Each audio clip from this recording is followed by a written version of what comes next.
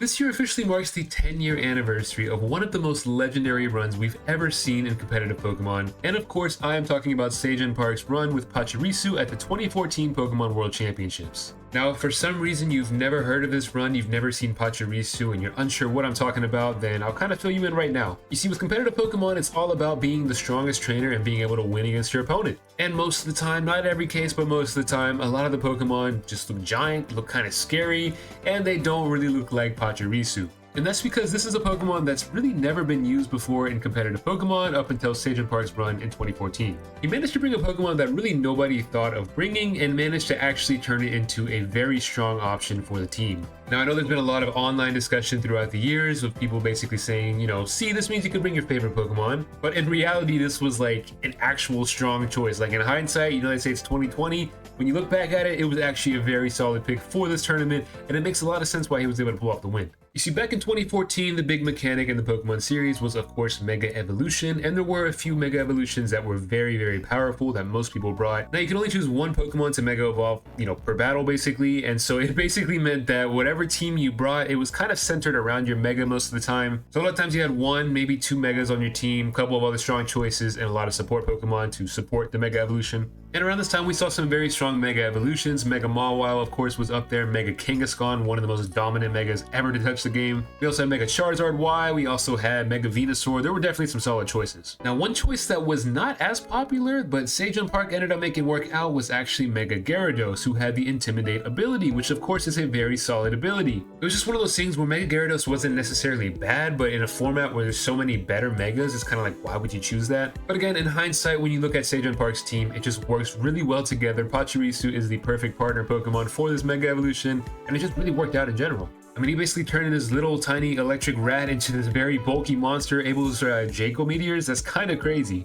And so, of course, he went on the most legendary run, ended up winning the World Championships, and forever engraved Pachirisu in the legendary champion status in the Pokemon series. Now, fast forward 10 years later, and obviously a lot of things have changed. We've gotten Generation 7, Generation 8, and Generation 9 since then. So a lot of Pokemon have been added. We've gone through Mega Evolutions, we've gone through Z-moves, we've gone through Dynamaxing, now we're on Terastallization. And yet with so many things changing, Seigen Park decided, why not just try the Pachirisu again? And yes, this year at the Pokemon World Championships in Honolulu, Hawaii, Seigen Park ended up bringing the Pachirisu once again, and he ended up actually playing on stream. Now, before we talk about what happened on stream with the Pachirisu, I do want to kind of talk about Seigen Park in general, because his journey to this tournament is kind of crazy. Now, I've got to say, there's a lot of great Pokemon players. There's a lot of great Pokemon VGC players, trading card game players, Pokken tournament players. There's all kinds of Pokemon players that are just really good at the game. But honestly, if I had to give like the Pokemon Master title to any person out there in the world, it would probably have to be Seigen Park,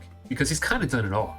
Of course, back in the early 2010s, Seigen Park, basically made his name in VGC, becoming the World Championship in 2014. He obviously competed, a couple years before that in the senior division, moving up to Masters, doing pretty well overall at Worlds up until that point. But it wasn't until 2014 until he actually got his championship win. Now, he obviously became the first person in the world to win a Pokemon World Championship with Pachirisu, and he also became the first South Korean player to actually win the World Championships. And this actually led to just a bunch of celebrations in general across South Korea, just a lot of international recognition from this tournament. He basically changed the course of competitive Pokemon. But what exactly has he done since then?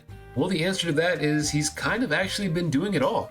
Back in 2016, he ended up winning his first Worlds invite for the trading card game, not the video game, the trading card game, where he actually competed. And at that tournament, he managed to get top 32, which is impressive when you consider the fact that Worlds has the best players in the world. There's, well over 100 players at the event, obviously. So top 32 in a completely different game is kind of crazy. But what's even crazier is you fast forward to like 2022, he made Worlds again, but in a new game, in Pokemon Unite, a completely different game. I can't stress enough how much detail goes into playing a MOBA. Like Pokemon Unite, I obviously I've played it a lot, you know what I mean? But at high level, there's a lot involved. You're on a team, there's a lot going on.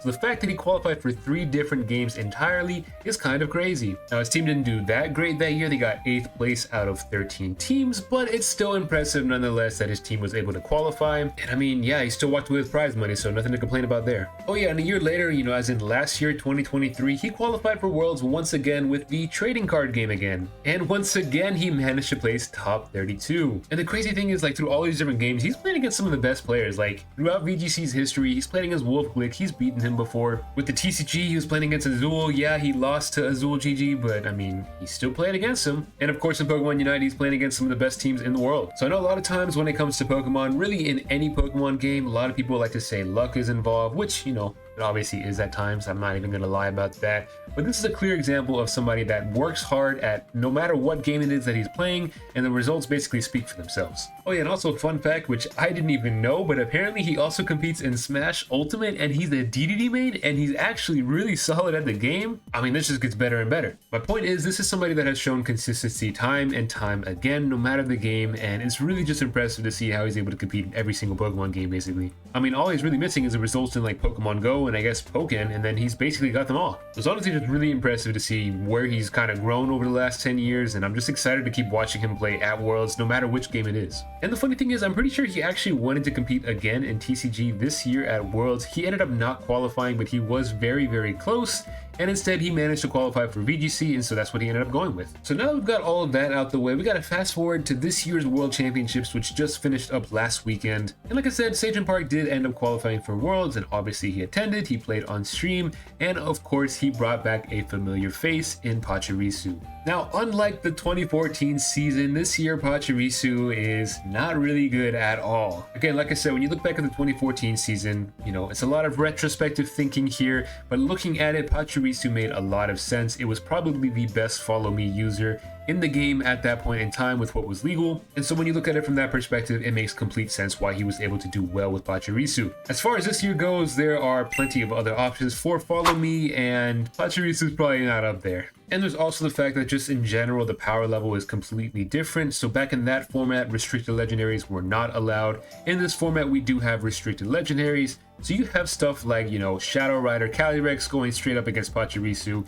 kind of a scary thought. Now, obviously Megas were strong back then too, but you guys get my point. There's a lot of legendaries that are very strong, and Pachirisu does not have the best stats in the world. So I think it's safe to say that this time around, Sagen Park decided to bring Pachirisu because it is that fan favorite and because it is so iconic at the World Championships. I mean, again, when you look back at the history of Sagen Park's runs at the Pokemon World Championships, he actually has not competed in VGC since the World Championship in 2014. He's obviously been there since then, but in different games. And so it kind of seems like TCG is kind of his main focus right now, so it kind of makes sense that because he didn't qualify in TCG, that he took this opportunity to kind of bring back a fan favorite. Now obviously he's still competing, it's the World Championships, it's the best of the best, you want to do well, but you also gotta have a little bit of fun, right? Now looking at his team breakdown, it is kind of an interesting team to look at here because it looks almost kind of just like a hybrid between Trick Room and also just going fast in general. Well, obviously on the team, some of the fast Pokemon include Chi-Yu, Miraidon, and also Urshifu, but it also has that slow component of Pachirisu, Iron Hands, and of course Farigiraf. So it kind of has two different modes here, it kind of has two different forms of sweepers. You got the Chi-Yu from the special side, you got the Iron Hands from the physical side with Swords Dance, and of course Urshifu. And I mean, you know, Pachirisu's kind of there. I mean, I can kind of see how it would be good with electric terrain on the field. That obviously still has Volt Absorb, but the moveset is a little bit different from the 2014 set. It does not have Nuzzle anymore.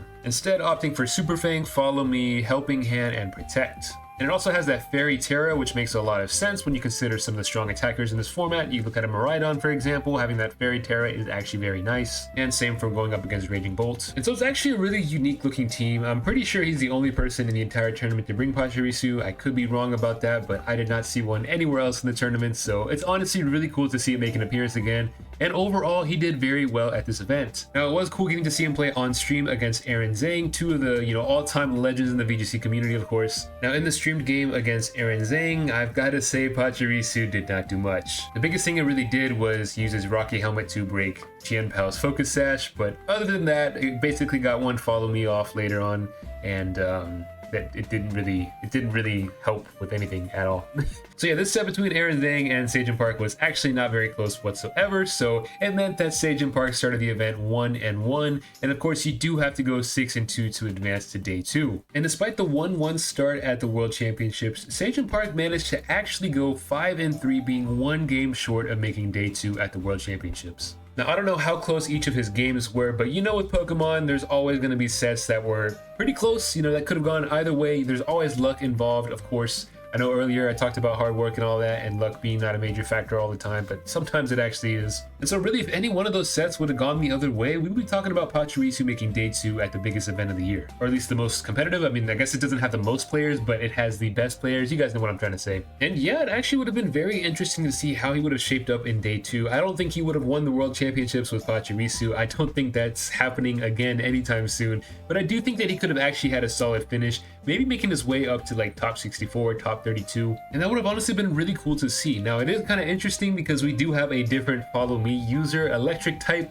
that's, you know, kind of seen as weak oftentimes, that actually did pretty well at this event, and that of course is Electabuzz. But Electabuzz gets Eviolite and a bunch of other stuff that Pachirisu does not get, so it makes sense why Electabuzz was a better choice than Pachirisu. But I mean, still, I just think this is like one of the most impressive stories, just considering, you know, the fact that it's been 10 years since the original one, the fact that Sage Park has competed in so many different games and found success, and the fact that he managed to qualify for VGC World Championships once again, bringing Pachirisu and being only 1 game shy of day 2. It honestly makes me really excited to kind of keep up with him and kind of see how he does moving forward in the World Championships, maybe next year, the year after, seeing what he decides to compete in next year. And especially me personally, because I kind of, you know, grew up watching a lot of VGC and kind of took a break from it, and now I've really been getting into the TCG, so I've been playing that a whole lot, but I still kind of keep up with the VGC as well, so I'm kind of balancing between both games. So it's really cool to see a player being able to compete at the highest level in both games. With that being said, let me know what you guys think about this year's World Championships. Let me know if you had a chance to watch some VGC or some TCG or Pokemon Unite or even Pokemon Go. This is always like one of my favorite events of the year to watch, just because you get to see so many people bring out their creativity, you get to see teams that you've never seen before, Pokemon that don't usually show up, and you can see players shine that usually don't always shine at events. So yeah, let me know what you guys think in the comments below, and make sure you subscribe to the channel, help me get to 10,000 subscribers. Other than that, got nothing else for you guys. Hope you have a fantastic day, and I will catch you guys in the next one.